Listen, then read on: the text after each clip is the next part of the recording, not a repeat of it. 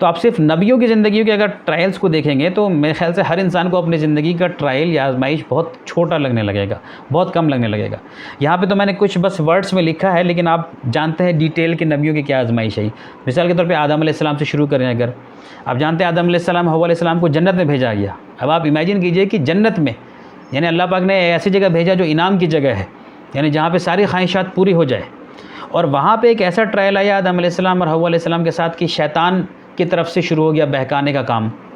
اور اس شیطان کا بہکاوا ان کے لیے ایک بہت بڑا ٹرائل ہو گیا، بہت بڑا ٹرائل ہو گیا۔ پھر وہاں سے جنت سے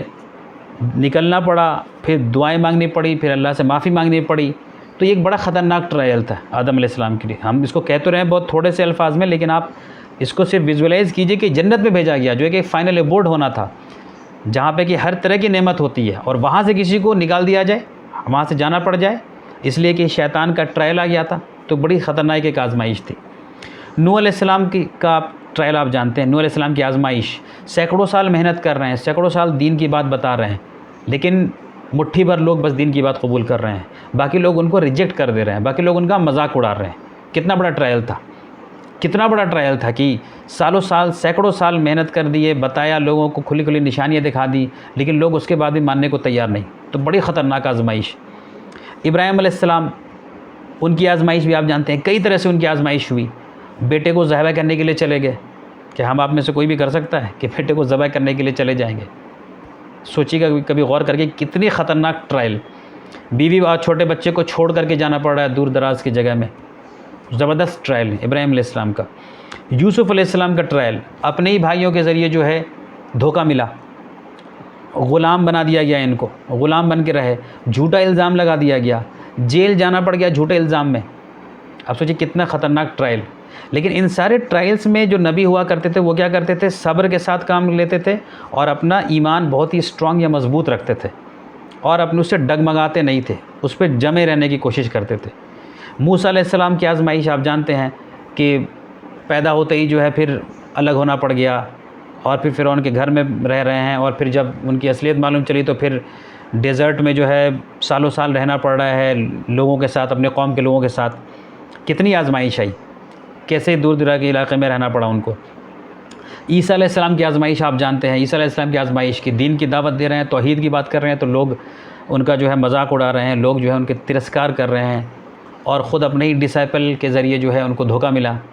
حضور پاک صلی اللہ علیہ وسلم کی آزمائش آپ سب لوگ جانتے ہیں کہ کتنی خطرناک آزمائش رہی، کتنے سخت دن دیکھنے پڑے، اپنے ہی زمین سے، اپنے ہی گھر سے، اپنے ہی علاقے سے جو ہے نکال دیا گیا، اتنی کم عمر میں اورفن ہو گئے، پیدا ہو کے آئے، والد صاحب نہیں، کچھ سال میں والدہ نہیں، بے سہارا، پھر اس پر سے دین کی بات کہنے کی وجہ سے پورا مکہ دشمن بن گیا۔ کتنی آزمائش۔ تو یہ نبیوں کو بھی آزمائش آئی۔ اب امپورٹنٹ بات یہ ہے کہ اگر آزمائش نہیں آنی تھی کسی کو تو نبیوں کو نہیں آتی، لیکن نبیوں کو بھی نہ صرف آزمائش آ رہی ہے بلکہ خطرناک ٹائپ کی آزمائش آ رہی ہے۔ تو جب ان کو آزمائش آ رہی ہے تو پھر ہم کو اور آپ کو کیوں نہیں آئے گی؟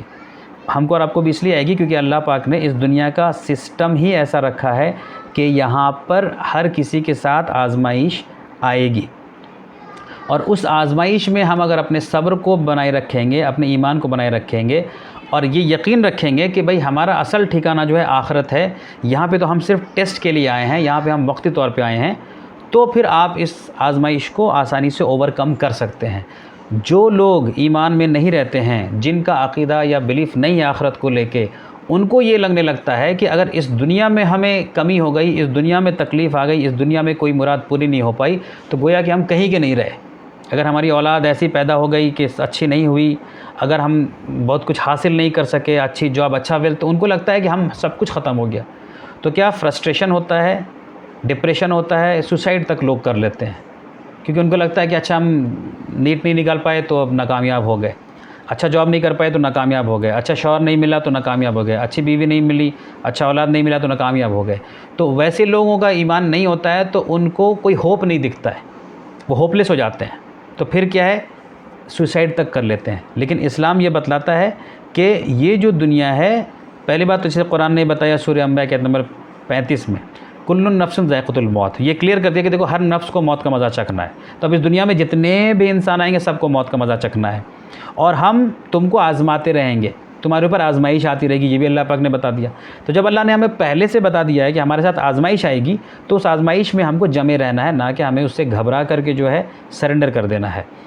اسی طرح سورہ بقرہ کی آیت نمبر 155 میں دیکھ لیجیے، اللہ پاک نے کہا کہ ہم تمہیں آزمائیں گے بھوک سے بھی، اور تمہارے دولت کی کمی سے بھی، اور تمہاری زندگی سے بھی، اور پھل سے بھی۔ تو پھر اللہ پاک کہہ رہے ہیں کہ جو لوگ صبر کرنے والے ہیں ان کے لیے پھر خوشخبری ہے۔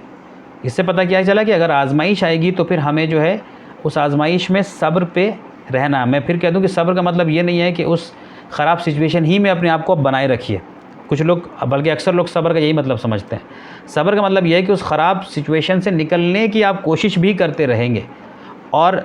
نکلیں چاہے نہیں نکلیں، آپ کا ایمان ڈگمگانا نہیں چاہیے، یا آپ کے ایمان کے اندر کمی نہیں ہونی چاہیے۔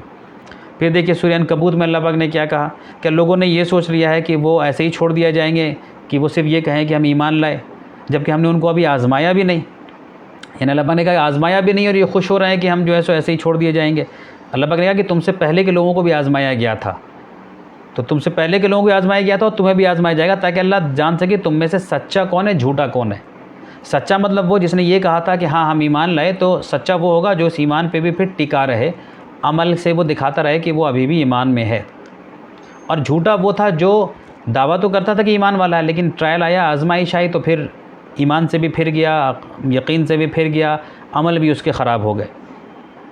پھر اللہ پاک نے یہ سورہ فرقان کی آیت نمبر 20 میں بھی یہ کہا ہے کہ and we have certainly made life in this world a trial for the people, کہ ہم نے اس دنیا کو جو ہے لوگوں کے لیے ایک ٹرائل بنایا ہے، یعنی ایک ٹرائل کی جگہ ہم نے اس دنیا کو بنائی ہے۔